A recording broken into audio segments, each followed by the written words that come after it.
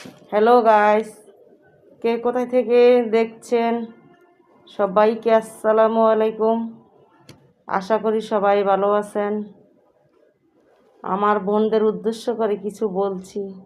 বোনের আমার, ভাই বোনের কথায় স্বামীর সাথে ঝগড়া করো না।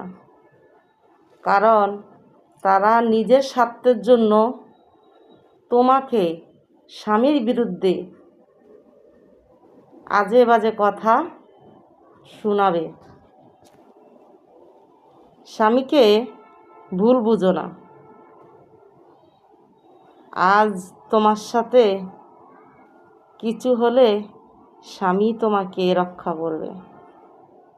স্বামী নামকটাই তোমার ছায়া হয়ে দাঁড়াবে, আপন লোক আসবে না।